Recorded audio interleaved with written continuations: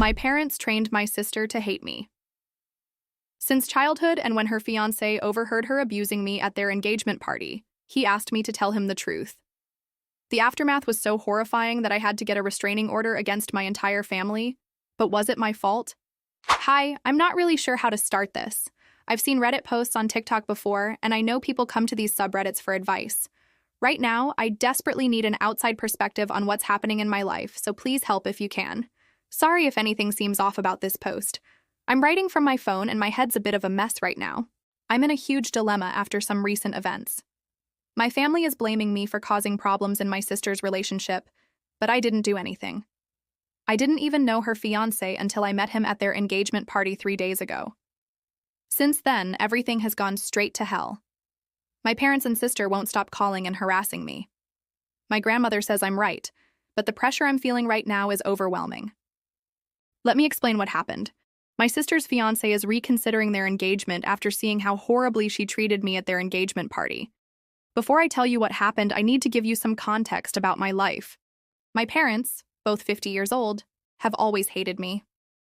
In their eyes, I am and always will be the black sheep of the family. The black sheep and the scapegoat, to be exact. My sister, who's 24 and 5 years younger than me, is my parents' golden child, and she shares their opinion of me. In short, she hates me just as much as my parents do. Growing up, I was ignored and then abused by everyone in the family. My parents used to hit me a lot, while they never even raised their voice at my sister. They never hit me enough to leave marks, and I was too afraid to tell anyone what was happening. Only my grandmother knew the whole truth, and some family members noticed my parents didn't treat me well. I was an antisocial kid with almost no friends, so I couldn't tell anyone at school either. Throughout my entire life, I had to endure so much abuse from my parents and even from my sister. Jun might be younger than me, but she definitely didn't respect me as her elder.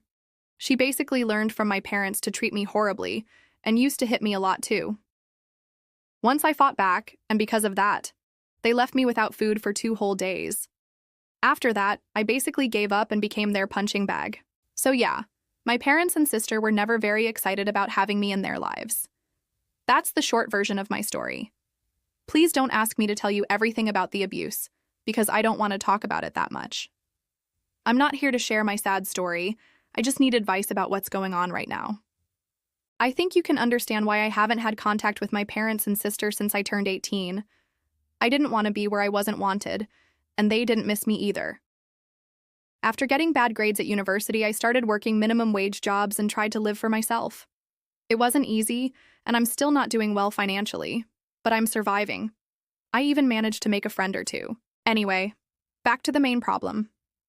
After more than a decade with no contact, my sister invited me to her engagement party. I swear I felt like laughing when I received the invitation. My grandmother told me my sister got my address and phone number from her because she wanted me to attend her engagement party. I still don't know why. Maybe for appearances or something.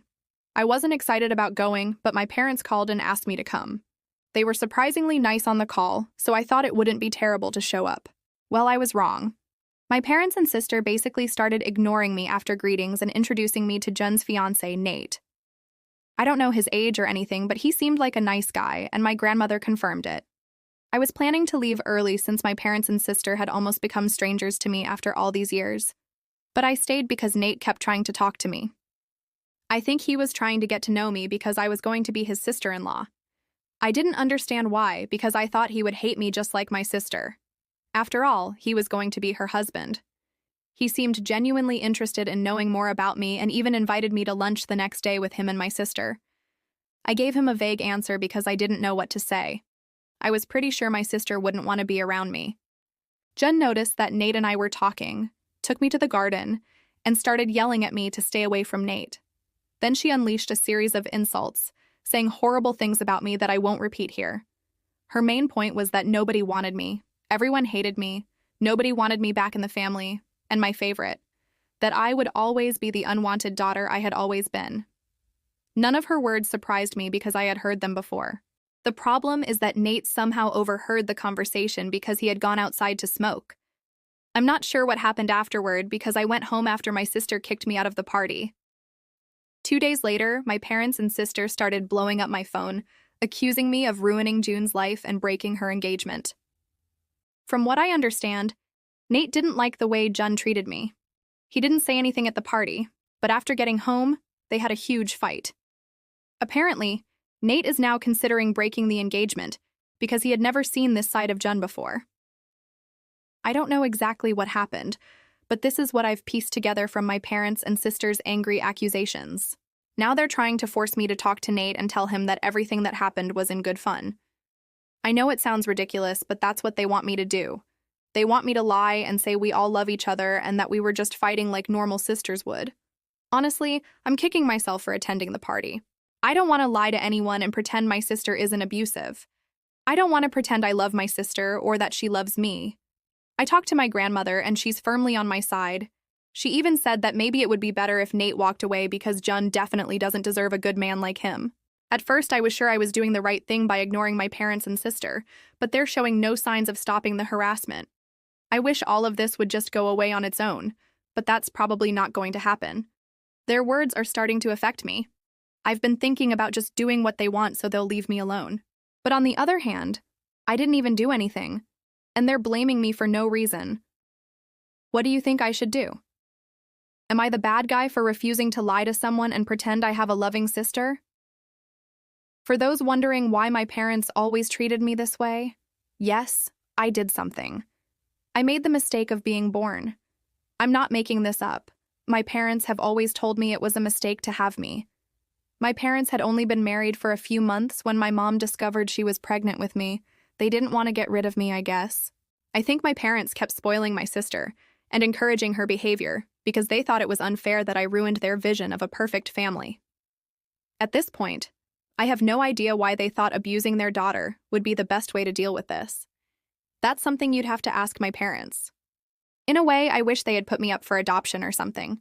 It's literally a joke to call them my family. They hate me because I stole their dreams.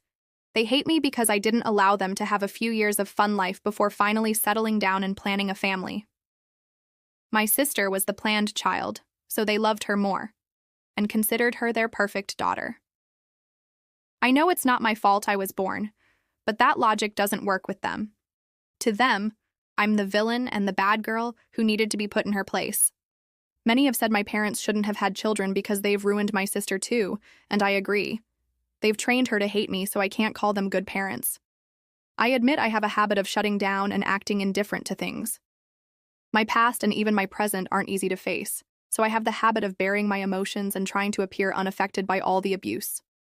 I'm very aware that this is a defense mechanism I developed to deal with the trauma of my childhood. I simply can't afford to give in to my emotions because I'm afraid of having a mental breakdown and ending up in a psychiatric hospital. I don't really have anyone to lean on, so I can't lose myself in my head. That's one of the main reasons I've avoided thinking about my family in detail. Some of you made excellent points about how my parents were abusive to the point where social services should have intervened. I don't appreciate those who attacked my grandmother for not taking me in earlier. My grandmother never had the capacity to have me with her because she has never been in good health. So if she had involved social services, I probably would have ended up in the foster care system. Yes, she asked other relatives, but nobody was in a position to take care of me. I don't blame them because none of us come from wealthy families. My uncles and aunts have their own children and didn't have extra money to feed both me and their kids. I don't hold grudges against them. It wasn't their responsibility to fix my parents' mistakes. They tried to talk to my parents and make them understand that what they were doing was wrong. My parents threatened to keep me away from the family and cut off my access to them. I guess that scared them enough not to push the issue. They also severely punished me for involving the family, so eventually I stopped telling anyone that things were bad at home. I think I have to take some blame for shutting down and not communicating with the extended family after a while. Anyway, I now see that I should never have shut down, no matter how difficult it was. I should have spoken up and exposed my family to everyone who knew them. I accept this and feel ready to take steps, little by little, in the right direction. After listening to all your advice, I contacted a close friend and showed her my post. Then I completely broke down in her apartment. I begged her to help me, and she did. She signed me up for therapy and promised to be with me while I face my demons. I'll always be grateful for her help. As for my parents and sister, they're still bombarding my phone whenever they can. I've decided to move in with my friend for a while because I don't think I can be alone right now. She's been an angel and is helping me with everything I might need. There's just one thing that's bothering me a bit. My sister's fiancé, Nate, has been messaging me and begging me to meet with him. Jun told him he should hear the truth from me because she was exaggerating everything. I think my sister and parents are convinced I'll do what they want and make up stories about how Jun's treatment of me is just sisterly love. Honestly, I don't know what I'm going to do about Nate. I don't know if I should just block him and move on or meet with him and tell him the whole truth. Mentally, I'm still a mess, so I don't trust my decisions right now. I heard you all loud and clear. I understand I need to talk to Nate. He needs to know what kind of woman he's about to marry. There's always the possibility that what happened with my parents could happen to them.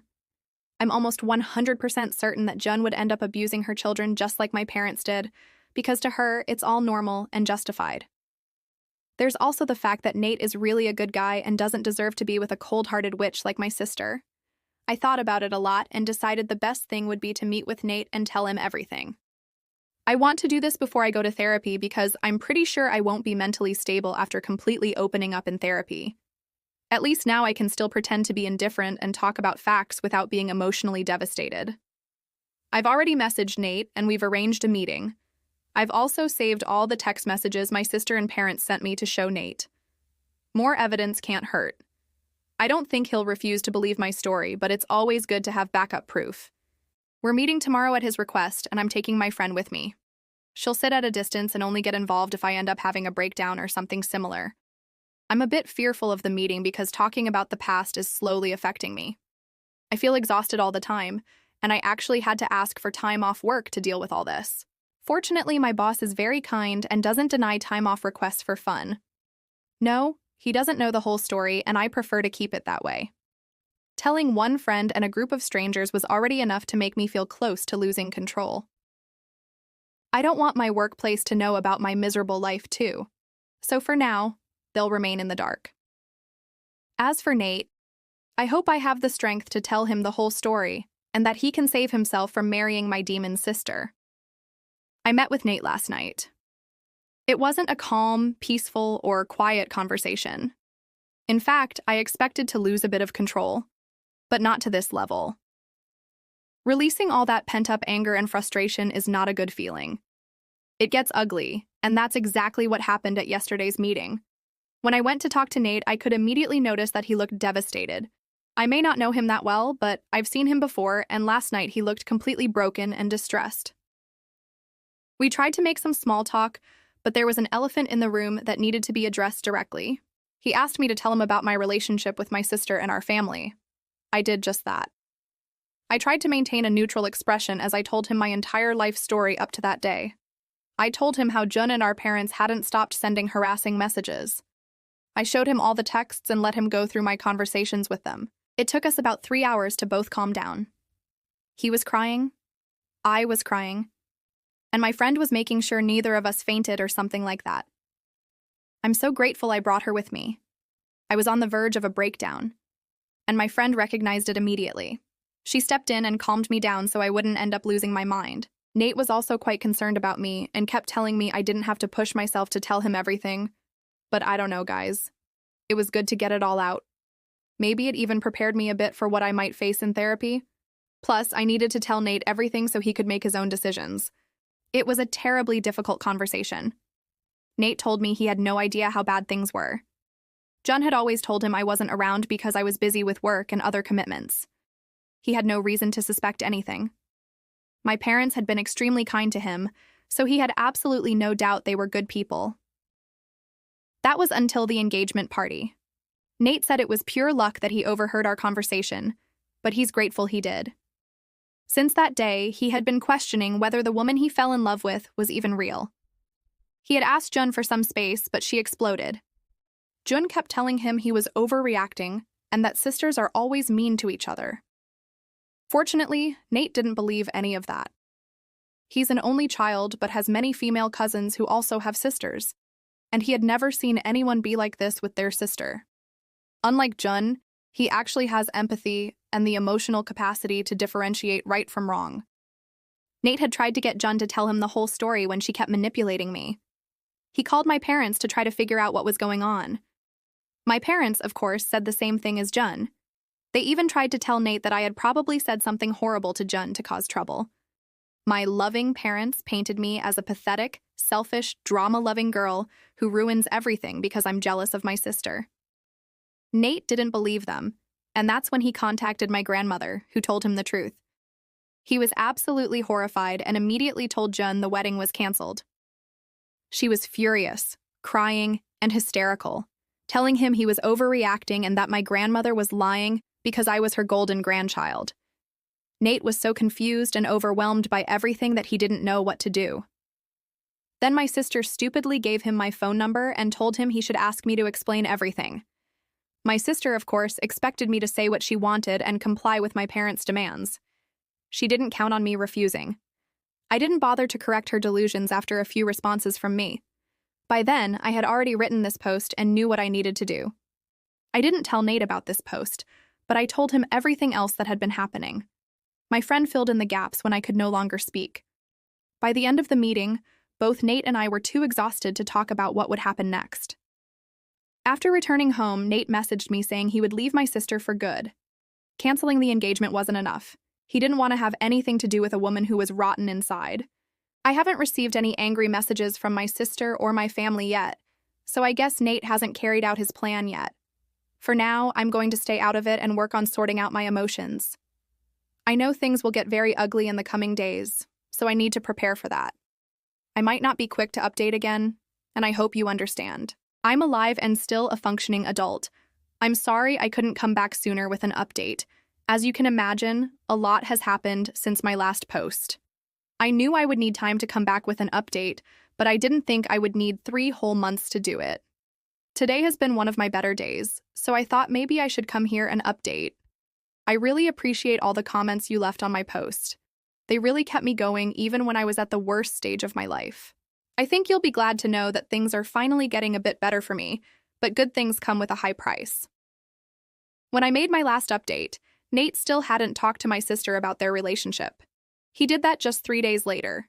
He wanted to move his important things to a safe place before breaking off the relationship. He knew how my sister could get thanks to what I told him, and he was absolutely right. Thank God he went to a safe place before ending things with Jun. Nate moved to a friend's house with his important documents and belongings. Then he called my sister and told her it was all over. She didn't take it well. First, she cried and begged him not to leave her. She told him she would do anything to get him back, even start treating me better if that's what it took for him to stay. When that didn't work, she offered to have a threesome with one of her friends. When Nate ignored her, Jun went absolutely crazy. I'm not exaggerating in the slightest, she literally went insane. She sent him videos of her trashing the house, destroying everything Nate couldn't take to his friend's house. Then she started showing up at his friend's house looking for him, even threatening them when they told her Nate wasn't with them. Jun went to Nate's parents' house and caused such a scene that they had to call the police. She only got a warning, but she didn't take it seriously at all. Then she showed up at Nate's workplace, but security wouldn't let her in. What did she do then? She waited and followed him to his friend's house. Things got ugly there, and the friend had to step in and call the police to have her taken away. She left before they could arrest her. Then she had the audacity to show up at my workplace and try to run me over with her car as I finished my shift at the restaurant. This is my second job, so she knew I would be there working the evening shift. Thank God I recognized her car and managed to run before being hit. Unfortunately, I had to go to the hospital for a broken arm after falling. Don't worry, it wasn't that serious. I was lucky. I could have been killed because of that crazy woman. I don't want to go into details about what happened afterward because I simply wasn't in a good place emotionally. Things happened, the police got involved, and charges were filed. Most of the heavy lifting was done by my friend and Nate, who came to help me while I recovered. My aunts, uncles, and grandmother also rallied around me. After a long time, I finally felt I was receiving the love and care I had always longed for. It didn't come from my parents, but it did come from my extended family. Speaking of my parents, they blamed me for everything. They sent me horrible messages saying it was all my fault and that I deserved to die because I was sending my sister to jail. Again, I don't want to go into details, or it will trigger my stress. The case hasn't completely closed yet, but it looks like my sister will go to jail for a while and will have to pay me compensation. I'm pretty sure that money will come out of my parents' pockets since she literally has nothing to her name. My extended family has practically cut them off, and my grandmother has disinherited them forever. My parents tried to confront me about this, but fortunately, I already had restraining orders against them. Things were really horrible for me during the first 2 months because dealing with all of this was exhausting. I went to therapy and am still seeing a psychiatrist for my trauma, but you don't have to worry too much about me. I'm actually much better now. Yes, there are days when I feel completely hopeless and depressed, but I'm learning to handle it in a healthy way. I must say that my roommate has been my rock throughout all of this, and I also have to give credit to Nate. He has been helping me a lot and being extremely supportive. He now has his own restraining order against Jun, so he doesn't have anything to worry about in that regard. He also has a good support system, which is great for him.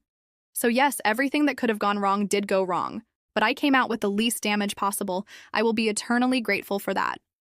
I've been thinking about moving, but I really don't want to be far from my grandmother, whose health isn't the best right now. All of this has affected her health as well.